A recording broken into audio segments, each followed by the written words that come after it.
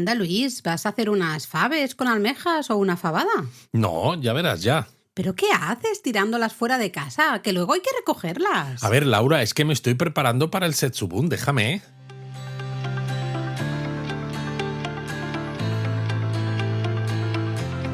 Bienvenidos a Japonesamente.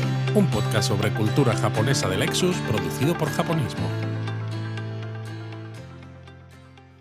Bueno, ya sé que no estamos en el teatrillo, que ahora ya estamos en lo que sería el podcast serio, formal. ¿Serio nosotros? Sí, bueno, más o menos.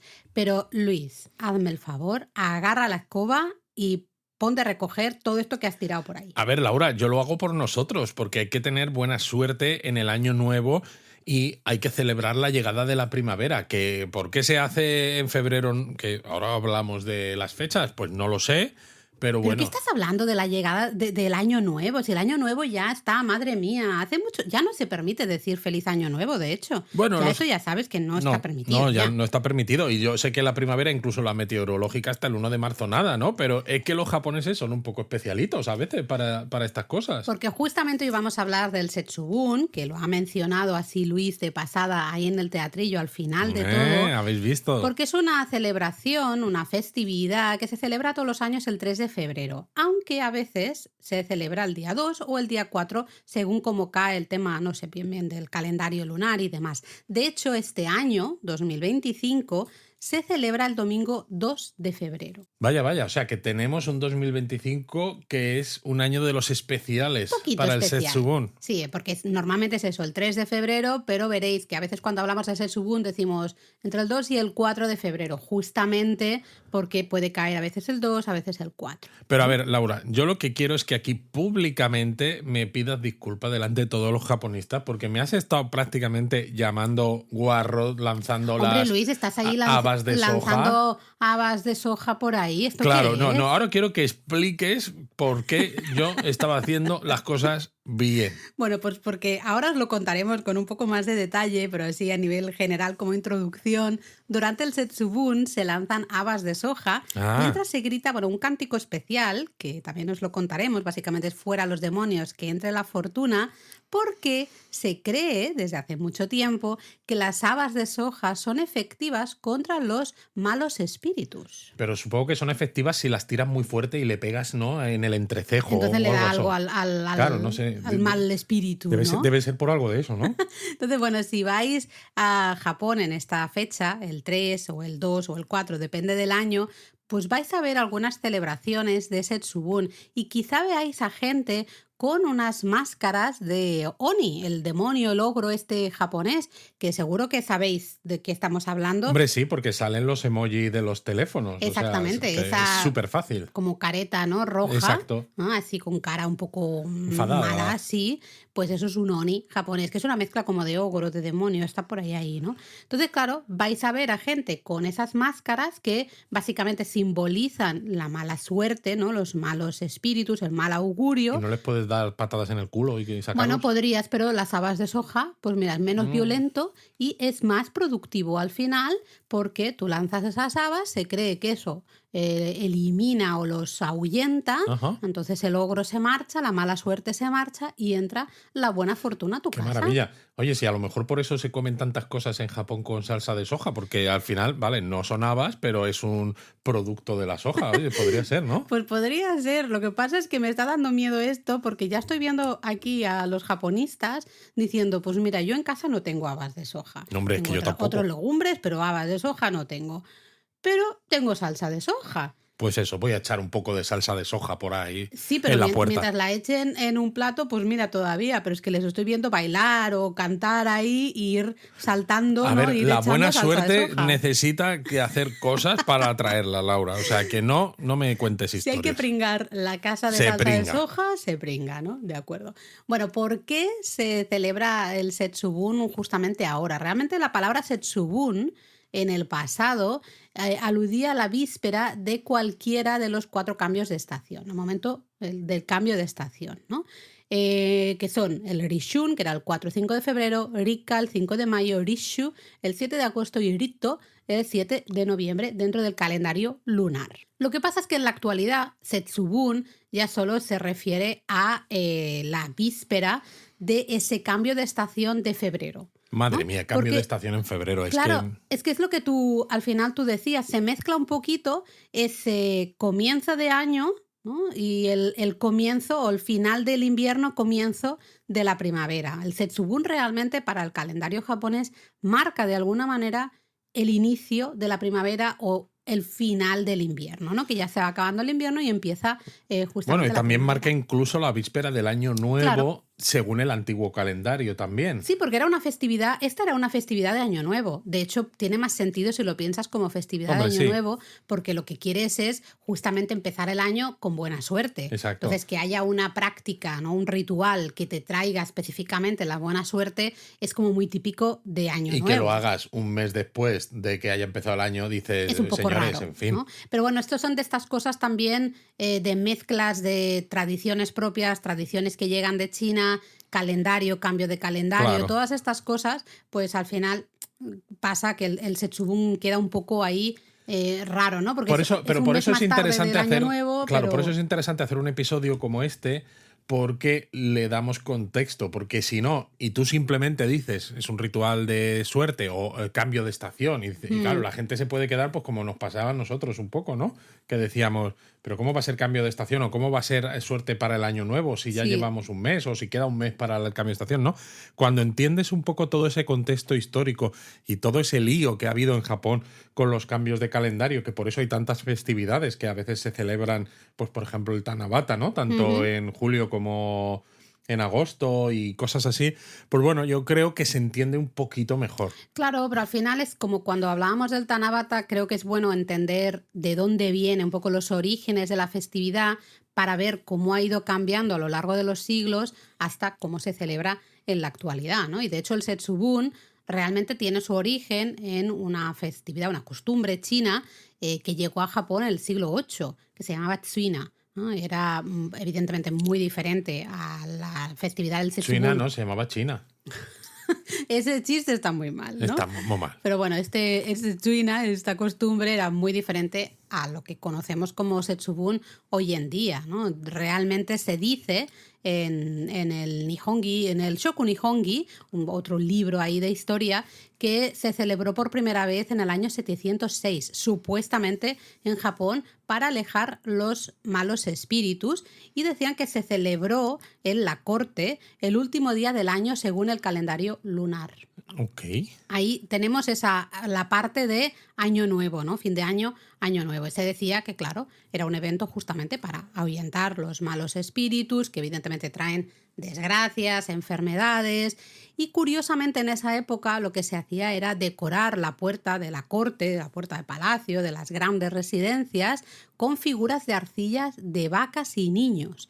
Y se usaban ramas de melocotón, por ejemplo, y ciertos bastones. Bueno, ¿no? ahora Cosas en Año así. Nuevo, ¿no? Se ponen los shimekasari en las puertas. Sí. O sea, que dices, o se ponen los kadomatsu. Como que siempre se ha puesto, ¿no? Parece Siempre hay algo relacionado con la suerte que se pone en las puertas, ¿no? Pues para atraer lo bueno y no permitir que entre lo malo, ¿no? Sí. Es decir, que va cambiando y lo curioso de esto es que cuando van cambiando tanto las tradiciones como las eras, como los calendarios, lo que pasa es que se van sumando nuevas celebraciones o nuevas decoraciones, ¿no? Sí. Porque no es que las nuevas de las que hablamos ya en otro episodio del podcast, las decoraciones de Año Nuevo hayan sustituido a las del Setsubun, sino que, bueno, el Setsubun ahora cae a principios de febrero, pero se siguen haciendo igual que se siguen haciendo las decoraciones nuevas, ¿no? Es acumular. Bueno, acumular, va cambiando, ¿no? Porque de hecho la costumbre del Setsubun, como la conocemos hoy en día, es decir, con esas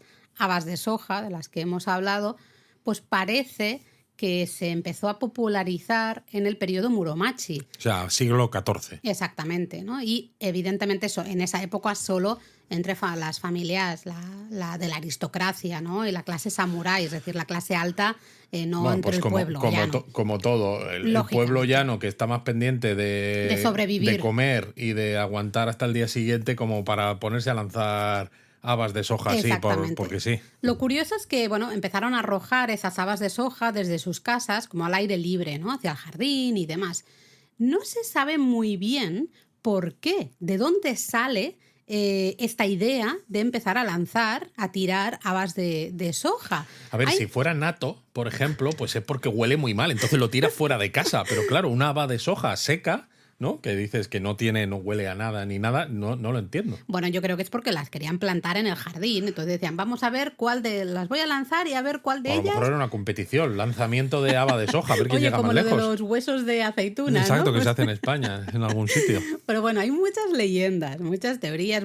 Ya sabéis que a los japoneses además a todo el mundo. Cualquier sociedad crea sus propias leyendas e historias. Pero ya hay una leyenda que me hizo mucha gracia, porque dice que en el siglo X, durante el reinado del emperador Uda, se decía que el monje Kurama, en el monte Kurama, escapó de la desgracia cegando a un oni, a uno de estos demonios, estos ogros, justamente tú lo has dicho antes de risa. Yo lo decía de broma. Ajá. Y resulta que, le cegó con una haba de soja. Básicamente. Madre mía. Esa es a mí es que me parece súper divertida. Entonces yo la acepto como leyenda número 1. Es la que más me gusta, ¿no?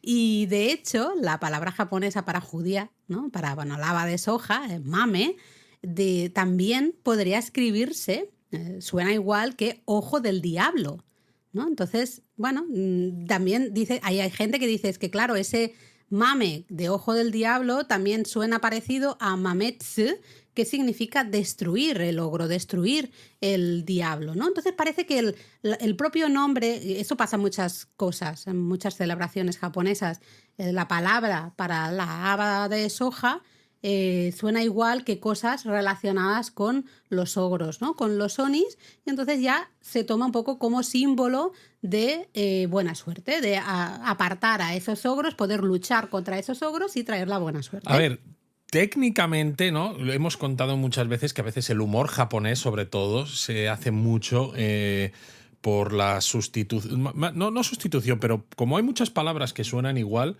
¿no? Se hace humor con eso. Entonces, yo creo que la realidad es que precisamente, ¿no? Lo que tú estabas diciendo ahora, como hay palabras como este mame que suena tanto judía o haba de soja, ¿no? Para cualquier tipo de judía en realidad, sí, como para lo de esto que mencionabas tú, estos conceptos de los ogros, pues claro, tiene sentido que los dos conceptos se uniesen en la celebración. En algún momento, exactamente. Claro, porque dices, es que es perfecto, ¿no? Sobre todo cuando tú dices, oye, ¿cómo justifico el lanzar esto para traer buena suerte? Pues mira, pues porque evita los ogros, y es que el nombre de la palabra de lo que estamos tirando es que también coincide con el destruir o el cargarte exacto. a ese ogro, ¿no? Y demás. Pero sí, pero a mí, de todas maneras, entonces, luego alrededor, claro, creas una leyenda que le da un poco de lo hace más hermoso todo.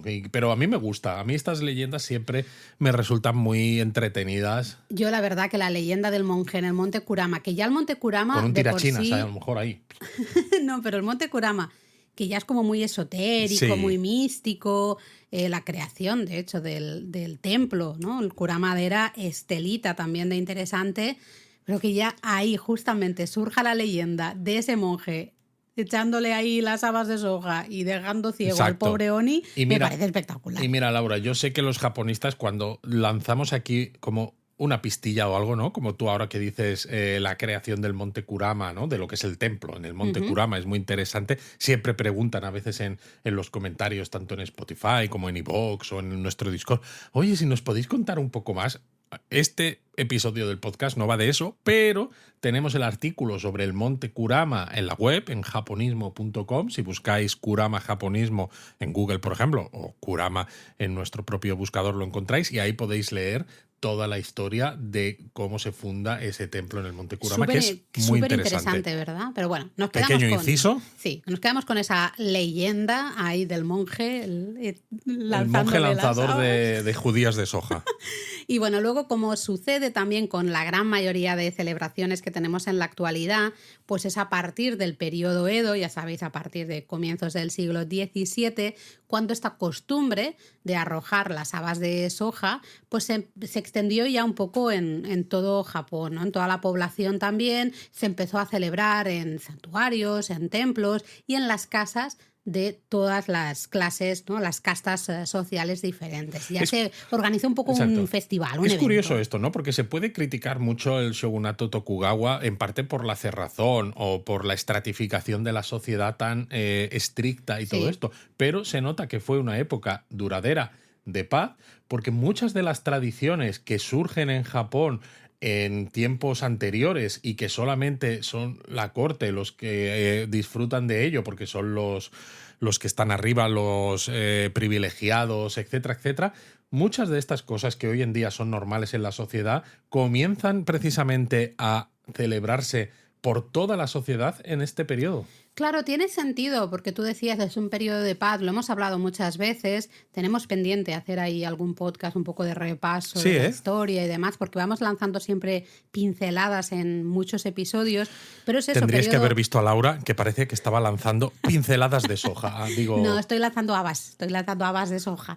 No, pero eso, claro, el periodo, tú decías, periodo de paz, es un periodo de prosperidad absoluta, es un periodo que las clases, entre comillas, bajas, al final prosperan, sí. Tienen mucha prosperidad económica y pueden acceder a muchas cosas que a lo mejor en el pasado pues no hubiesen podido acceder. Pero bueno, es lo normal. ¿no? Cuando una sociedad empieza a prosperar y no tiene guerras, pues necesita ocio, celebraciones. De hecho, es otra de las grandes, la época dorada de las artes, ¿no? Al final, periodo Edo, tanto de los teatros, especialmente también artes de cerámica, en fin, un montón de cosas, ¿no? Lógicamente. Y bueno, también durante el periodo Edo, Laura, aparte de que es cuando esta costumbre de lanzar las judías de soja, ¿no?, se populariza, es también cuando empieza la costumbre de atar cabezas de sardinas asadas a ramas de acebo para decorar las puertas de las casas durante Setsubun, ¿no? Ya habíamos dicho que originalmente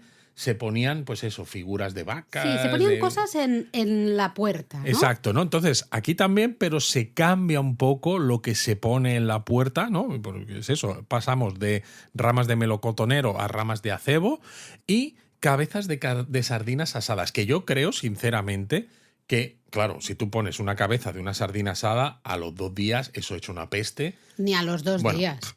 El mismo día que la pones ya, si tú cuando estás haciendo sardinas en casa, ¿qué pasa? Si vives en un bloque tremenda. De pisos, todos los vecinos se enteran y si tienes ropa tendida ya tienes a los vecinos enfadados. Porque, exactamente. Vamos. Entonces, claro, dices, a lo mejor ya no hace falta acertarle en el ojo o en la cabeza al ogro con la judía de soja, pero es que con la peste que hay, el ogro dice, o sea, a ver, yo venía aquí a traer mala suerte, pero hombre, si me vas a tufar...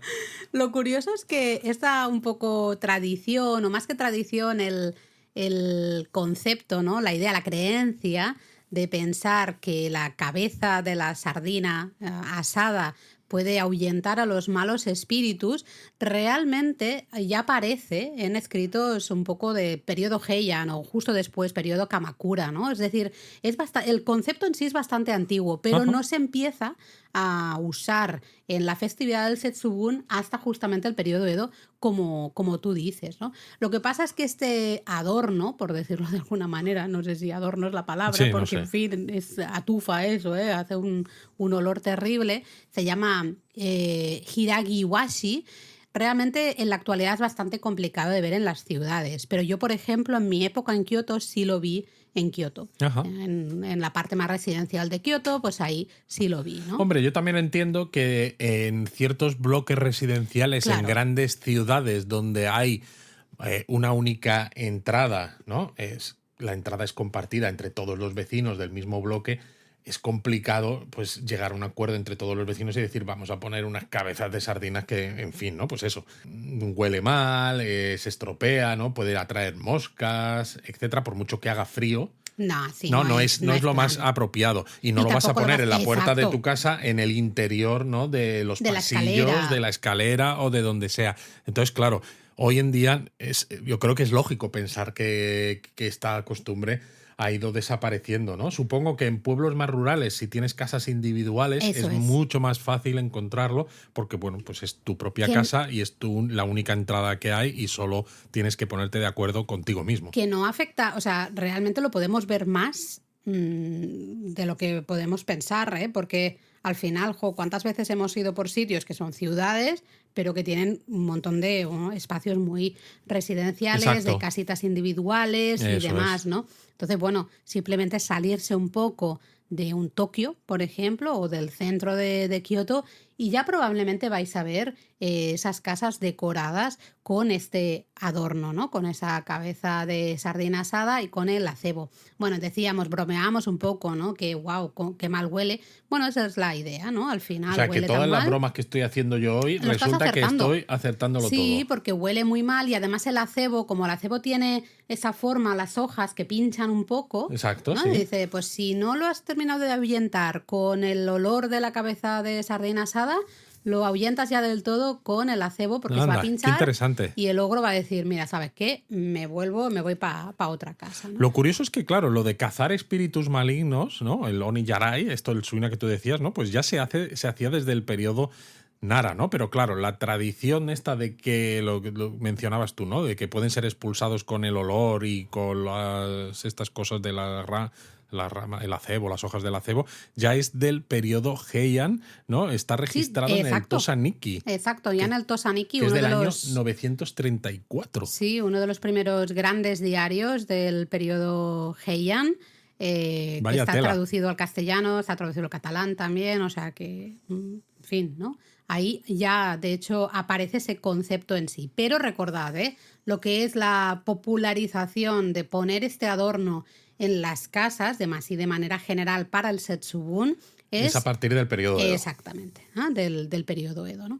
Pero bueno, es curioso porque justamente en el Tosaniki que tú mencionas, se describe una shimenawa, esa cuerda sagrada típica del sintoísmo, que se colgaba en la puerta de la casa durante Año Nuevo para justamente marcar un poco, como poner un límite y que no entrara la mala suerte a partir de ese lugar. Bueno, ¿no? claro, la Shimenawa hemos dicho algunas veces que marca un recinto sagrado donde reside una deidad, ¿no? En este caso hemos hablado también, ¿no? De esa deidad del Año Nuevo, pues si pones la Shimenawa es como, ¿no? Esta deidad del Año Nuevo ha entrado en nuestra casa a partir de donde está la Shimenawa, con lo cual el ogro se No queda puede entrar. justo antes porque no puede entrar porque está marcado que es un cambio de espacio, ¿no? Es un Exacto. espacio ya sagrado porque ha entrado esa deidad. Y como medida también de protección, en este diario, en el Tosaniki, se mencionaba que se colocaba también una cabeza de salmonete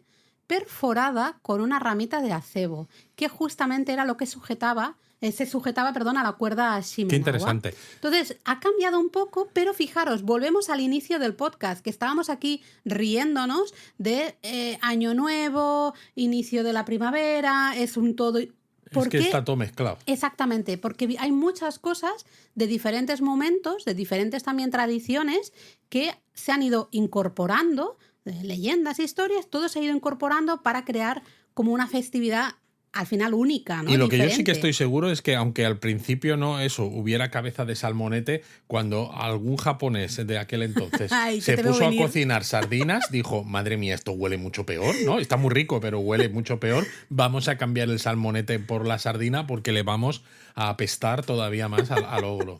Yo es que no tengo ninguna duda. Bueno, si volvemos un poco al ritual quizá más básico, ¿no? Del Setsubun, que es ese lanzamiento, por decirlo de alguna manera, de esas judías, esas habas de soja, eso es un evento que se llama Mamemaki, ¿no? El lanzar esas judías. Las mames. Exacto, ¿no? Y decíamos que se decía un cántico, había como una especie de ritual, ¿no? Pues siempre hay alguien, a veces toda la familia, en los templos pues habrá un monje en concreto, en fin, ¿no? En cada lugar hay alguien que canta, ¿Qué canta Luis? ¿Qué dice? Pues dice Oni wa soto fuku wa uchi. Exacto. Oni wa soto fuku wa uchi. Oni wa soto fuku wa uchi. Oni wa soto fuku wa uchi. Y hay que gritar mucho porque ya sabemos que los japoneses y Japón es un país muy silencioso, que es lo que nos decís muchas veces. Pues no, esto se grita a pulmón ahí, vamos, a todo lo que dé. Se grita. Oni wa soto, fuera el demonio. Y fuku wa uchi, que entre la fortuna para adentro. De hecho, las judías de soja que se lanzan se les llama fukumame. Que las el fuku judías significa la judía de la fortuna, de la está, suerte. de la buena suerte, totalmente. Entonces, bueno, claro, esto se hace y se sigue haciendo y la gente que vive en las casas también lo sigue haciendo, que me hace mucha gracia porque dices, luego tienes que recoger todas Hombre, esas, claro que tienes que recogerlo. todas esas habas que has ido tirando, ¿no? Pero bueno, es un evento un poco simbólico al final de decir, hago algo que simboliza el hecho y mi deseo y mi trabajo también en sí de ahuyentar a los malos espíritus. Ahora empiezo a entender por qué luego al final del año los japoneses tienen la costumbre de los soji, la gran limpieza, porque claro, igual se te ha quedado alguna haba de soja de principios de año por ahí en el suelo y no las has encontrado. Pues eso, haces la gran limpieza y así dices, vuelve a estar limpio. Yo creo que es al revés. Haces la gran limpieza para que cuando llegue el Setsubun un mes después puedas recoger más fácilmente, porque si no, se te cuelan las habas de soja por ahí y por allá, mueves el mueble para sacar una haba de soja y dices, qué sucio está aquí detrás del mueble, ahora me toca limpiar, porque ya lo he visto, me toca limpiar aquí detrás del mueble. En cambio, como ya has hecho el osoji, pues ya está todo limpio. Bueno, no sé yo, Bueno, como decíamos, es una práctica súper común en las casas, muchísimo. En las escuelas, evidentemente, es un poco al final como el carnaval en España, ¿no? Y en muchos países que se celebra mucho en las escuelas, pero también, curiosamente, se celebra en santuarios y en templos. ¿Sí? Santuarios sintoístas y templos budistas, que tenemos un poco ese sincretismo religioso, también de la manera como viven. Bueno, ya no solo, vive la religión, no solo sincretismo, porque el templo lo hace por su lado, el santuario lo hace por el otro, pero dices, ¿realmente esta costumbre de lanzar habas de soja, judías de soja, para traer la buena suerte, tiene que ver con el sintoísmo? No. ¿Esta costumbre tiene que ver con el budismo? Tampoco, porque las enseñanzas, ¿no? O las ideas que hay detrás de estas escuelas de pensamiento / religiones no tienen nada que ver. Entonces, lo que es sorprendente es cómo las religiones más populares en Japón, cuando encima el budismo ni siquiera es autóctona, ¿no? Aunque claro, está totalmente adaptada a la sociedad japonesa, cómo asumen costumbres que no tienen nada que ver con su propia religión, ¿no? Porque yo, por ejemplo, no me imagino a la Iglesia Católica, ¿no? Aquí en España, por donde nosotros vivimos, que se pongan a hacer carnaval, por decir algo, ¿no? Dices, pues no tiene sentido, porque una cosa es una celebración social que tiene... Pagana, realmente. Pagana, exacto, ¿no? Un componente quizás lúdico, festivo, pero que no es religioso. Entonces, unos hacen sus celebraciones por un lado y la Iglesia hace sus celebraciones por otro, que están basadas, ¿no? Pues es en su corpus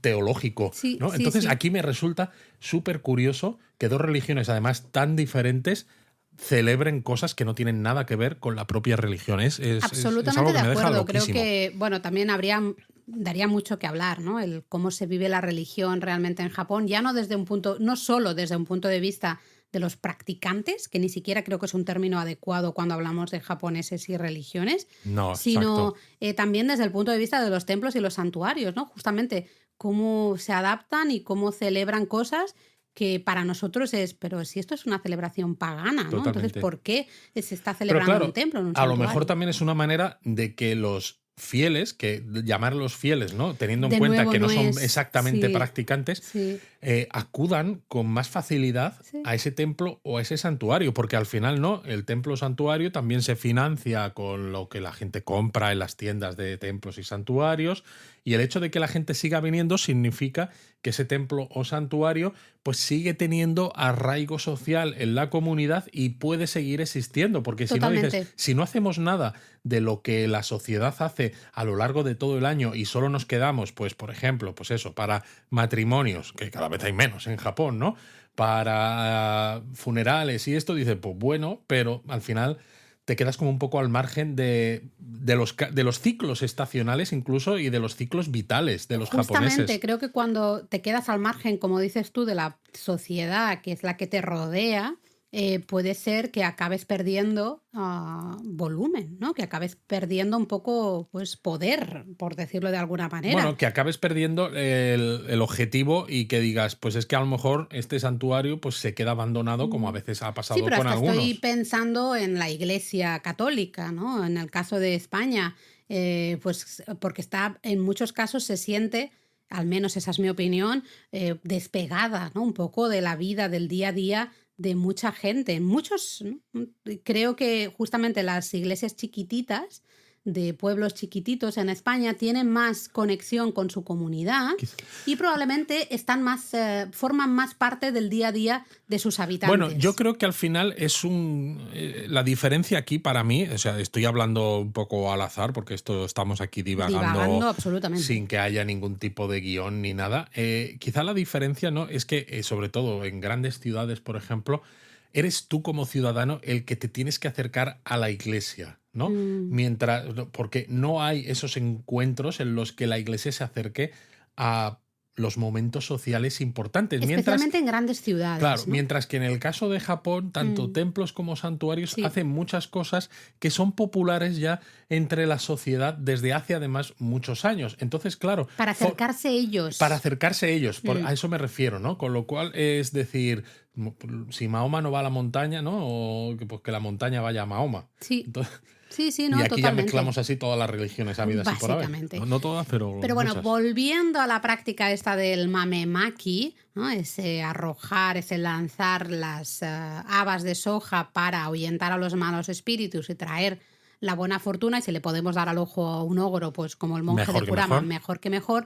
Una curiosidad, Luis, es que realmente, o sea, tradicionalmente, el hombre de la casa, que es el del animal del año en el que hemos entrado, es decir, 2025, Ajá. sabéis que es el año de la De la serpiente. serpiente. Entonces, los hombres que han nacido, que son serpiente, que es lo que se llama el Toshiotoko, el hombre del año, porque hace referencia, ¿no? Es del mismo animal del año, es el que es el un poco encargado, o bien de hacer, normalmente de hacer de oni, justamente, o de lanzar las semillas, ¿no? En muchas casas se utiliza justamente ahí al padre para que haga de oni y los niños le van tirando todas las Qué habas, chulo. ¿no? Para reírse. Si no hay Toshiotoko, yo digo, y esto lo digo yo, si hay Toshionna, si hay mujer del año, pues que sea la mujer. El jefe de familia, tradicionalmente era siempre el hombre masculino. Cabeza de familia. ¿Qué he dicho? Jefe. Jefe de Bueno, es familia. que jefe suena muy heavy también. Suena sí. muy, sí. Vamos a quitarnos todas estas cosas. Que lo haga quien quiera. Mientras cada uno sea feliz y haya un Mientras poco haya uno... alguien a quien tirarle las judías Ya de está, soja. Ya está, ¿no?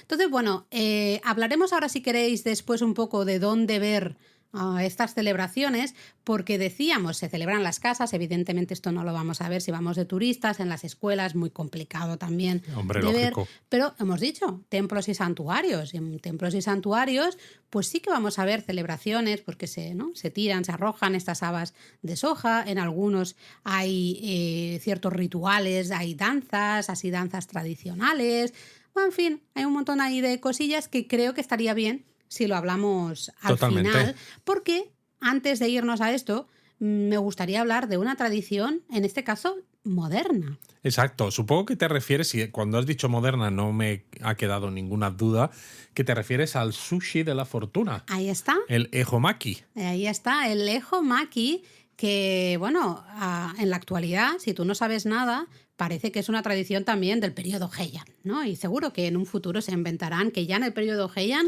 alguien La gente comía el sushi de la sushi fortuna. de la fortuna o a una manera parecida o lo que fuera. Exacto. Sí, seguro. Pero alguien en lo hará. realidad es una tradición reciente, es una tradición inventada, pues como tantas otras. En este caso surge a finales de la década de 1970 y originalmente es una tradición... Pero si yo soy más viejo, Laura, que el ehomaki. Sí, porque la tradición data de 1977, Exacto. realmente, que fue el año que se juntaron un grupo de comerciantes de alga nori de Osaka que veían que tenían bajas ventas, ¿no? Necesitaban vender más alga y dijeron, ¿qué podemos hacer para vender más alga? Esto es como el del señor de la anguila, el unagi, ¿no? En Igual. Tokio, que tenemos un excedente de anguila. Cuando lo Voy a ver, hablamos, sí. voy a ver si hago Sí. un día de la anguila, ¿no? Y bueno, y tuvo suerte y todo el mundo come anguila. Pues esto va al mismo, exactamente igual. Era, oye, tenemos que promover de alguna manera la venta de algas nori, porque esto no, joder, Esto no fluye, ¿eh? No puede ser. Y básicamente se inventaron el ejomaki, un rollito, básicamente es un futomaki, un rollito de sushi gordote, de estos anchos. De estos que tiene el alga por fuera, ¿vale? Uh-huh. Y en este caso bastante grande y con diversos ingredientes dentro, ¿no? Que claro, si fuera un rollito pequeño, pues normalmente te cabe un ingrediente y ya está, ¿no? En este caso, al ser más grueso, pues podéis poner más cosas en el interior. Eso es. Básicamente es un rollito que solo se vende para Setsubun. Es exclusivo para Setsubun. Si nos habéis escuchado ya en el podcast y si sois aquí oyentes habituales... Japonistas de pro. Pues ya esto, ya sabéis que si hemos dicho exclusivo de Setsubun, ya sabéis que va a ser un éxito, ¿no? Porque sabéis que a los japoneses todo lo que sea de edición limitada, exclusivo, estacional y demás, todo esto les encanta. Se suben al carro de esa celebración. A ver, tiene sí o sentido, sí. porque claro, si lo encuentras todo el año, pues te puedes acabar aburriendo. Entonces habrá gente que le guste mucho el ejomaki y a lo mejor lo consuma todo el año, habrá gente que no y diga, pues paso. Pero claro, el hecho de que solo lo tengas para un día, una celebración de un día especial, pues incluso aunque no te haga muy feliz el sabor o lo que sea del ejomaki, dices, pues lo voy a hacer, ¿no? Porque es eso, es como el día especial. De todas maneras, lo podemos ahora vender, porque ahora podemos hablar un poquito de los ingredientes, porque el ejomaki incluye normalmente 7 ingredientes que se relacionan cada uno con uno de los 7 dioses de la buena fortuna, de los Shichifukujin, pero no deja de ser un futomaki normal y corriente. Es un rollito de estos gordotes que podemos encontrar también ahí normalmente en el supermercado. Lo vais a encontrar ya cortadito, ¿no? Te puedes ir comiendo cada trocito. Pero lo curioso del ejomaki es que no vas a ir al supermercado y te lo vas a encontrar ya cortadito, sino que se vende o se prepara, si lo hicieras tú en casa, con el rollito entero, como si fuera una especie de... Como una flauta. Como un puro habano, bueno, sí, ¿no? Mejor. Pero así gordote, ¿no? Todo entero. Y normalmente estos 7 ingredientes, los clásicos, pues tenéis el campio, que es un tipo de calabaza, pepino, tortilla dulce japonesa, anguila, zanahoria, seta shiitake y oboro tofu, que es un tipo de tofu, esta cuajada de soja, que es muy famosa en Kioto porque tiene mucha calidad. Bueno, ya se ve que al final, kansai, ¿no? Todos estos ingredientes, como decíamos, relacionados con esos 7 dioses de la buena fortuna, ya tenemos ahí la buena fortuna otra vez. Cada uno de esos ingredientes se relaciona también con un color de la buena fortuna, todo está un poco mezclado también con esas ideas, ese concepto chino, ¿no? De los elementos y los colores y demás. Estos vendedores de alga nori se lo pensaron mejor que el de unagi, aunque los dos han tenido éxito. Y me explico, porque el de unagi simplemente dijo, oye, pues necesito vender la anguila, ¿no? Que no se está vendiendo, pues me creo un día especial. Pero en este caso, es que claro, aquí hay mucha ingeniería social, ¿no? Por el hecho de vamos a poner ingredientes relacionados con los dioses de la buena fortuna, porque eso ya inmediatamente en la mente de los japoneses hace, oh, sí, esto es interesante. Además, perdona que haga un inciso, Luis, pero justamente los 7 dioses de la buena fortuna, los Shichifukujin, son una imagen súper importante en Año Nuevo. En Año Nuevo. Con lo cual volvemos otra vez a relacionar todo esto con ese Año Nuevo antiguo. Exacto, pero es lo que tú dices, esa ingeniería social de ¿qué puedo darles que realmente la gente diga? Que haga que sea imposible que no lo consuma. Exactamente, ¿no? Pues oye, todo lo relacionado con la buena suerte, ¿no? Los colores también relacionados con los propios. Exactamente. Luego es comida.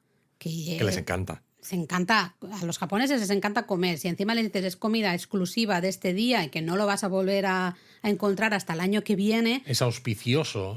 Todo esto hace que, pues funcionara. Y vaya si funcionó, que en la actualidad tú a un japonés joven, por ejemplo, le dices que la tradición del ejomaki es muy reciente y te van a decir que te has tomado, ¿no? Que qué te pasa.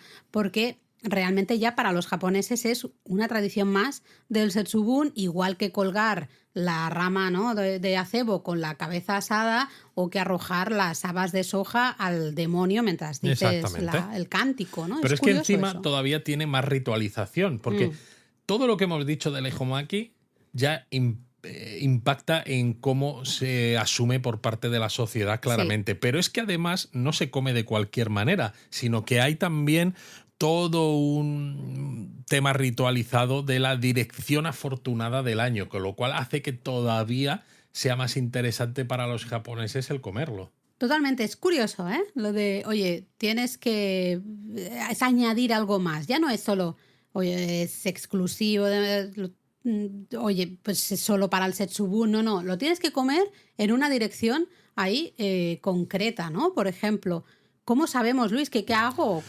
Pues yo a ya ver, tengo mi Ehomaki. ¿Cómo claro, lo hago? Es que la dirección esta afortunada la determina el calendario japonés, que es de influencia china, como decimos muchas veces.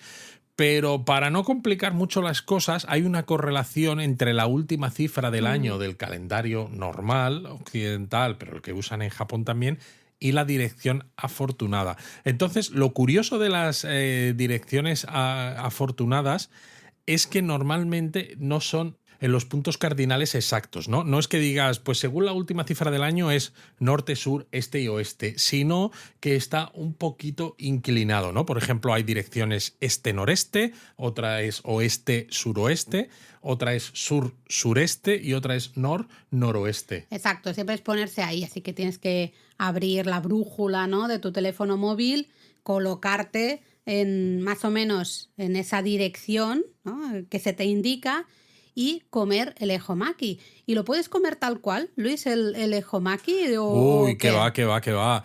Porque es que, claro, es que es de nuevo, porque continuamos con la ritualización. Claro, tú has dicho que no se vendía cortadito, no se vende cortado. Entonces eso, tú lo sujetas casi como si te estuvieras fumando un puro. Ostras, así con los dedos. Hombre, no así, ¿no? porque no. Y claro, el Ehomaki te lo comes entero para que te envuelva la fortuna, igual que el alga nori envuelve todos esos ingredientes que están relacionados con esos dioses de la fortuna. Saben hacer marketing los japoneses. Saben hacer marketing muy bien y lo tienes que comer sin cortarlo, porque si lo cortas se rompen los lazos ¿no? Pues entre la gente y con la suerte. Y la buena suerte, ¿no? De, claro. Oye, claro, si rompo el Ehomaki, supongo que también simboliza el rompo la entrada de alguna manera o mi deseo de buena suerte. Exacto. Y entonces ahí dejas la puerta abierta a que los ogros vengan y te ataquen. Y entonces mientras lo comes pides un deseo además, pero es que lo tienes que comer todo de un tirón y en silencio, ¿no? Es decir, tú tienes un Ehomaki y dices, pues mira, ahora con el café de la mañana como un poquito, pero no lo voy a cortar porque me han dicho lo de japonismo que no se corta, le doy 2 bocados y lo dejo y luego pues con el café de después de comer me como el resto. No, te lo tienes que comer desde que cuando empiezas tienes que terminarlo. Enterito. Y claro, y no puede ser que llegue Laura y te diga, oye Luis, ¿y esto en qué dirección se come? Y como... No me hables. Que si me habla, pues ya no funciona, ¿no? Me lo tengo que comer yo todo concentrado y sin hacer caso al exterior, ni hablar con nadie, ni nada. Así que ya lo sabéis, si estáis comienzos de febrero, entre el 2 y el 4, ¿no? Ya sabéis que varía un poquito según el año. Este año hemos dicho que era el 2 de febrero. Si estáis en Japón este 2 de febrero, pues podéis ir en los propios konbini, venden Ehomaki. Entonces podéis comprar ahí el Ehomaki, consultáis en Google os dice, ¿no?, en qué dirección tenéis que situaros, es relativamente fácil, y pues te pones ahí en situación y a comer el Ehomaki, como dice Luis, así de un tirón, sin ir dejándolo, sin cortarlo y demás, ¿eh? Que está rico, pero es que no deja de ser un futomaki normal y corriente. Exacto, y por más que en marketing que han hecho lo alrededor. De que está rico, pues depende, porque a veces los futomaki pues están más o menos ricos dependiendo de los ingredientes que tengan dentro. Sí, ¿no? pero mira, tú has dicho, ¿no?, la calabaza esta japonesa, que a mí me gusta mucho. Sí, el pepino, bueno, a mí a veces me parece tortilla, un poco aburrida. La anguila, la zanahoria, shiitake, a mí me parece un totum revolutum. O sea, demasiada cosa como para sacar los sabores individuales. A mí el futomaki me gusta, de hecho muchas veces en el konbini compro futomaki para comer en el tren. Pero ese tú tipo porque de eres cosas. rara. Bueno, pues seré rara. Y otra cosa que os recomendamos, los que vais a estar en Japón para el Setsubun, es intentar acercarse al barrio de geishas de Gion. Y diréis, Exactamente. ¿qué pasa? ¿Hay algún festival? ¿Hay alguna cosa? Tenéis el obake. El obake al final es como fantasma, ¿no? El término, pero en este caso se relaciona con una especie de carnaval, podríamos llamarlo, Sí, yo creo que sí. de las geishas del mundo de la flor y del sauce del barrio de Gion. Entonces, evidentemente no hay nada especial, no hay ningún evento especial, pero si vais paseando por el barrio y os cruzáis con maikos y con geishas, puede ser que las veáis disfrazadas, que no van con el kimono típico de Exacto, siempre. van disfrazadas de cosas muy diversas. Pueden ir disfrazadas de piratas, de propia vaina de habas de soja que hemos Sí, visto, claro, muy de Setsubun, de ¿no? personajes de anime, ¿no? Porque, o Sí. sea, un cosplay a tope. Las maikos pobricas, como tienen el pelo ahí, Claro, ya sabéis que no es sabéis, una peluca. exacto, que las maikos usan su propio pelo, mientras que las geishas usan peluca. Entonces las geishas se pueden disfrazar de lo que De lo quieran. que quieran. Y el problema de las maikos es que tienen mucho pelo, ¿no? Entonces es... Bueno, y tienen el peinado tradicional, entonces normalmente se disfrazan mucho, he visto, de personajes de kabuki, por ejemplo, ¿no? Que así como van también con la Claro, cara que pintada ya llevan blanco. también esos peinados tradicionales y bueno, pues Exacto, encaja un ¿no? poco mejor. Entonces, bueno, ya sabéis que conseguir un banquete en el barrio de geishas y más con una geisha que vaya pues disfrazada, pues es casi imposible, ¿no? Es muy difícil, pero sí que si vais por el barrio, si tenéis suerte, puede ser que veáis alguna de estas geishas o alguna maiko disfrazada, ¿no? Que no va con su kimono habitual, normal para trabajar, ¿no? De hecho, si habéis visto la serie Makanai, Exacto, esto sale en ahí. Netflix, ¿no? Es o Sí, Disney, Netflix. no sé, vale. Ahí sale, ¿no? Ahí sale que están preparando justamente la caza de geishas como un pequeño teatrillo, ¿no? Para los Exacto. Ajiki, ¿no? Y bueno, también es interesante que, claro, las maikos y geishas de los distintos barrios pues suelen ir a su santuario de referencia, ¿no? En el caso de Gion, el Yasaka Jinja, por ejemplo, y participan de la celebración en público de lanzarse las habas de soja al público. Eso es, Lo que bueno, de pasa que, ahí claro, imagínate, si ya normalmente hay gente en el Yasaka Jinja, tú imagínate en estos días, cuando encima hay geishas y maikos que participan en este ritual, cómo está eso de gente.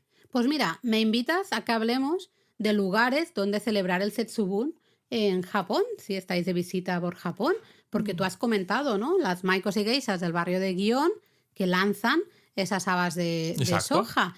Pues, ¿dónde? En el santuario Yasaka, como tú has dicho.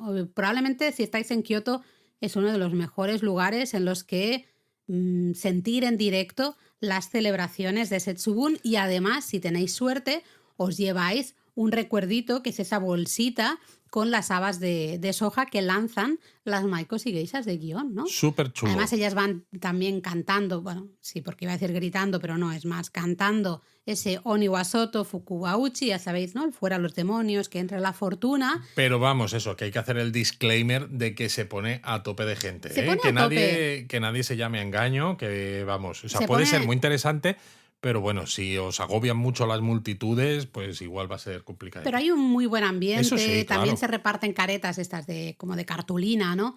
De ogro y demás. Pero esto, claro, en Kioto. Si nos vamos a Tokio, por ejemplo, un sitio fantástico es la zona del templo Sensoji en Asakusa. Bueno, muy turístico, ¿no? Que además Claro. es muy turístico y bueno, el Setsubun aquí es tremendo también. Es un poco distinto porque no hay máscaras de Oni, ni se mencionan los Oni en los cánticos, ¿no? Sino que se sustituyen un poco por cantos budistas parecidos a larga vida, que entre la fortuna, pero hay unas 100.000 personas y bueno, las judías de soja vuelan aquí por todas partes. Sí, sí, sí. Luego también hay un ritual de baile en el que aparecen los 7 dioses de la buena fortuna. Fíjate, los 7 dioses de la buena fortuna típicos del Año Nuevo, que también se incorporan ahí en la tradición moderna del Ejomaki, pero el templo Sensoji, que hace una celebración un poquito personal, un poquito Sí. diferente del Setsubun, también los incorpora. Es curioso. Así que bueno, si Exacto. estáis en Tokio, al final es un sitio súper turístico, fácil de llegar, con lo cual también puede ser una opción. Más ¿no? sitios interesantes en Tokio, por ejemplo, el templo Soyoji, que es Mm. este que está casi a los pies de la torre de Tokio, ¿no? Donde puedes ver esa imagen, Luis, de tradición Y y modernidad. modernidad. Exactamente. Tradición, el salón principal del templo Soyoji y modernidad, la Torre de Tokio. Bueno, detrás. tampoco ya es tan modernidad, es retromodernidad en todo caso. Pobrica Torre de Tokio. Pero claro, decir tradición y retromodernidad no queda igual, ¿no? Aquí se lanzan estas judías de soja desde la balconada del salón principal del templo y hay niños que participan en este ritual con kimonos además súper bonitos, Sí, con lo cual también monos. es muy interesante de ver. Luego otro lugar interesante, si estáis en Tokio, es el barrio de Shimokitazawa. Un barrio, bueno, tenéis en japonismo, tenéis una guía, un recorrido específico por Shimokitazawa. Shimokitazawa, japonismo y enter en Google, Exacto. ya sabéis. O Shimokitazawa en el buscador de japonismo y ahí encontráis la guía. Porque además de, bueno, celebraciones que pueda haber de típicas, ¿no? Del arrojar En las templos habas. y santuarios. Exacto, pero aquí se celebra un desfile de Setsubun que se llama el desfile de los Tengu. Anda, qué curioso. Ya sabéis, el Tengu es ese animal mitológico, folclórico, que es un ¿cómo se llama esto? Medio yokai, que tanto os gusta aquí a los japoneses, ya sabéis que a nosotros nos dan absolutamente igual, pero que le podéis reconocer por esa larga nariz, ¿no? Suele tener una narizota así como muy, muy larga. Pues bueno, hay un desfile de Tengu. Que Exacto, empieza a las 2 de la tarde más o menos por el templo Shinryuji y más o menos durante un par de horas recorre las calles de Shimokitazawa y claro, hay mucha gente disfrazada de Tengu que resulta interesante de ver. Sí, porque al final era un desfile muy del barrio, ¿no? Muy de la comunidad y ha ido creciendo y se ha ido popularizando, ¿no? Entonces, bueno, pues está chulo. Pero mira, yo creo que deberíamos volver a Kansai. Venga, nos vamos, por ejemplo, porque a ver, hemos mencionado en Kioto el santuario Yasaka, pero también hay celebraciones de Setsubun en el santuario Nonomiya, por ejemplo, que está en pleno bosque de bambú de Arashiyama. Exacto, es un santuario pequeñito, pero que tiene mucha bonito, historia, muy bonito. Sí, tiene como muchos recovecos, que quizá el día de Setsubun es el peor Va a estar día a tope, exacto. para descubrir esos recovecos, pero bueno, de nuevo es un sitio como muy, muy turístico, ¿no? ¿Piensas en algún otro sitio, Luis? Pues por ejemplo en Osaka, el templo Narita-san Fudoson. Ah, ¿y por qué me lo recomiendas? Pues porque es famoso este templo por deshacerse de los ogros, ¿no? Entonces, claro, ya en general. Ya en ¿no? general. Entonces, claro, si estábamos diciendo que en Setsubun es un momento en el que está relacionado con esa caza de los ogros tradicional que ya salía en el periodo Nara, ¿no? Que luego pues todavía se extiende en el periodo Heian, luego se extiende a toda la sociedad. Y el Setsubun, pues este templo está relacionado con esto en general, pues encaja perfectamente con una celebración como la del Setsubun, ¿no? Porque todo tiene el mismo sentido, que es la de expulsar a los ogros para que no te traigan mala suerte y que tú te quedes con la buena. De hecho, todos los años acuden bastantes famosos a, bueno, algunos van con la máscara de Oni, que dices, claro, es el disfraz perfecto. Es aquí el no sé que eres perfecto, famoso, no te estoy reconociendo. Que bueno, que si vosotros vais y no llevan la máscara de Oni, pues yo qué sé, a lo mejor, a no ser que seáis muy conocedores del famoseo japonés, pues a lo mejor es que tampoco les vais a reconocer. ¿no? Pero bueno, hay muchos famosos que tanto lanzan las habas de soja como se ponen las máscaras de Oni y reciben ahí las